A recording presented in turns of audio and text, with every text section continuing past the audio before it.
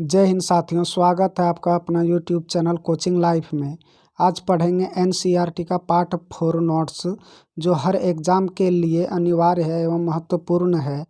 सी TET, MP TET, UP TET, J TET, B TET यानी कोई भी टेट हो, सबके लिए अनिवार्य सब्जेक्ट है। अगर आप एनसीईआरटी का पार्ट 1, 2, 3 नहीं पढ़े हैं तो डिस्क्रिप्शन बॉक्स में दिया गया लिंक है, जा कर के पढ़ लें, तभी आपका ईवीएस पार्ट 4 समझ में आएगा। तो चलिए शुरू करते हैं। परिवार क्या है? परिवार के बारे में जान लेते हैं। मनुष्य साहित्य सभी जीव जंतु अपने अपने बच्चों के साथ रहते हैं और अपने परिवार बनाते हैं। कोई भी हो, मनुष्य हो या जानवर हो, कोई भी जीव जंतु हो, अपने वो परिवार खुद से बना लेते हैं। नेक्स्ट है आकार। आकार के आधार पर मनुष्य के परिवार दो प्रकार के होते हैं। पहला होता है एकल परिवार और दूसरा होता है संयुक्त परिवार। तो एकल परिवार जानते हैं क्या है। एकल परिवार इस तरह के परिवार में माँ बाप और बच्चे होते हैं, यह छोटा परिवार होता है। इस तरह का परिवार जहाँ पे माँ बाप और छोटे छोटे एक बच्चे या दो बच्चे होते हैं, उसे हम एकल परिवार के नाम से जानते हैं।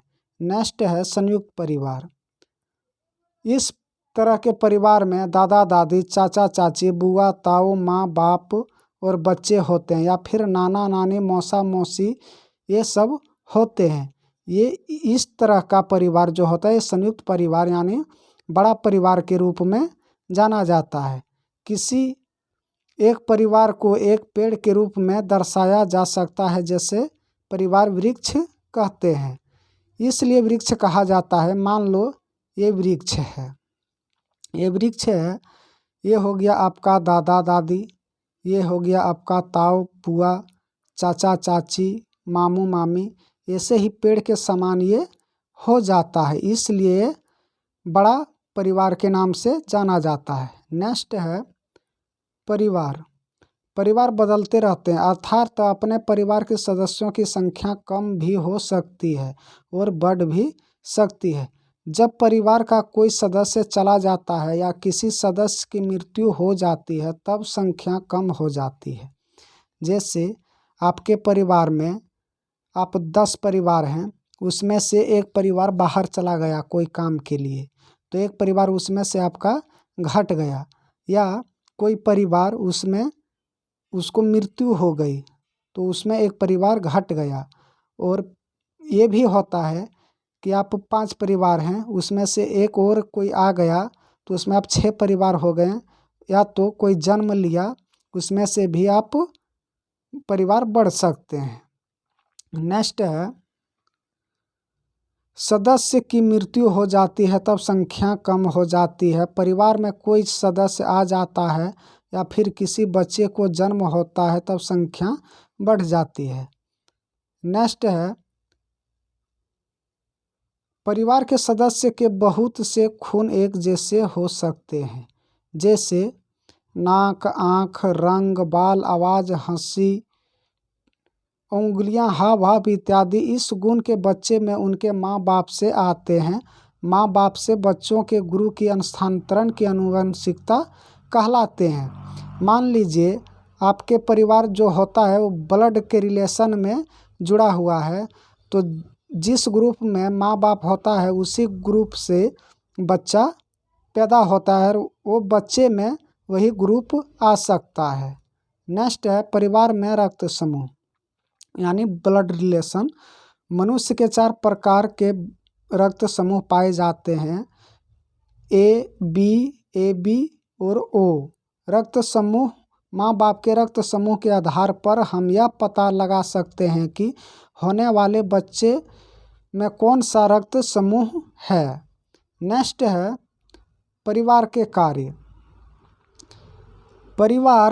परिवार ही बच्चे का पहला स्कूल होता है। बच्चा सबसे पहले इस परिवार से ही सीखना शुरू करता है। बच्चे का जो पहला स्कूल होता है वो परिवार होता है और वही परिवार से वो सीखना शुरू कर देता है। यहीं से बच्चे का सामाजिककरण की पाठ भी शुरू हो जाता है।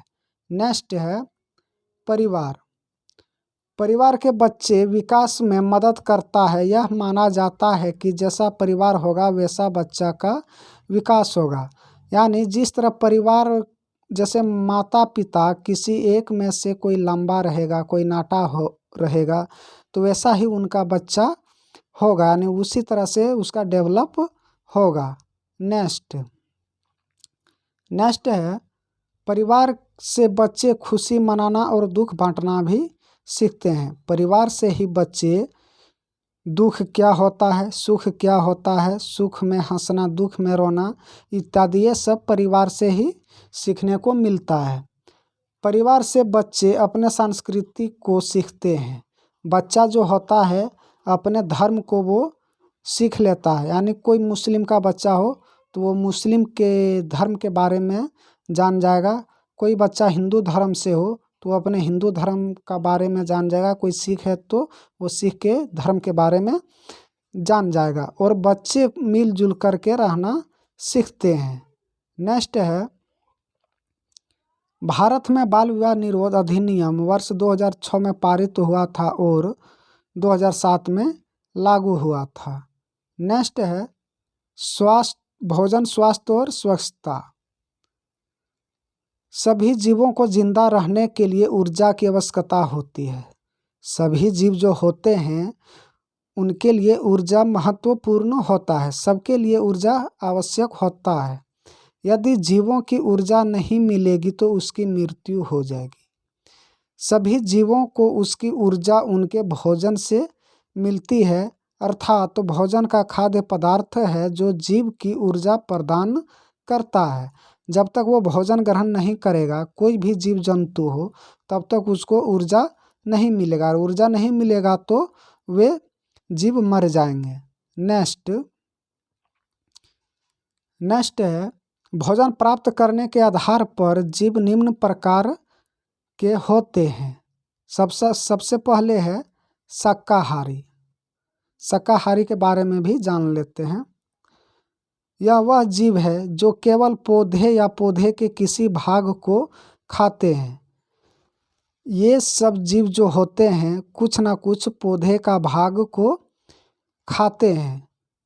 उदाहरण के लिए गाय, बैल, हिरन, बकरी, हाथी इत्यादि, ये सब जीव कुछ ना कुछ पेड़ पौधे के भाग को वो खाते हैं और अपना जीवन व्यतीत करते हैं।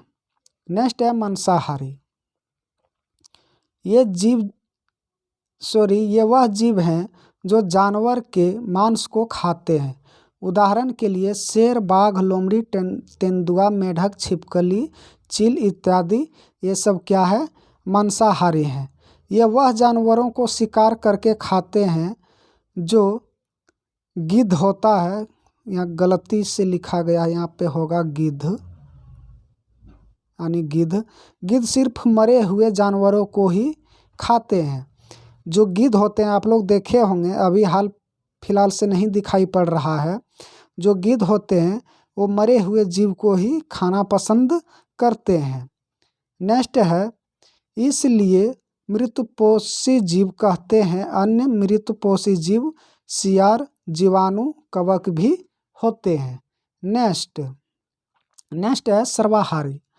ये वह जीव हैं जो शाकाहारी भी होते हैं और मांसाहारी भी होते हैं। उदाहरण के लिए मनुष्य को भी आप देख लीजिए, कोई व्यक्ति शाकाहारी होते हैं तो कोई मांसाहारी होते हैं, या तो तीनों होते हैं, सब कुछ खाते हैं। उसी तरह कौवा भी हैं, गिलहरी भी हैं, कॉकरोच, कुत्ता, बिल्ली इत्यादि। नेक्स्ट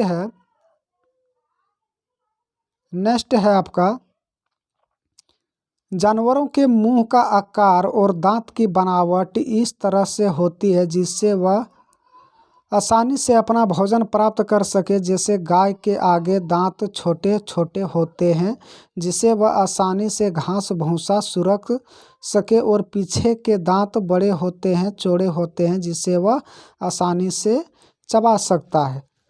आप लोग देखे होंगे गाय की जो आगे की दांत होते हैं वो छोटी होती है, जिससे वह कोई भी घास हो, पेड़ पौधे को सुरखने में उसको सहायता मिलती है, और जो चौड़ी दांत होती है वह उसे चबाने का काम करता है। इसी तरह हर जीव में होता है, बारी बारी से पढ़ेंगे।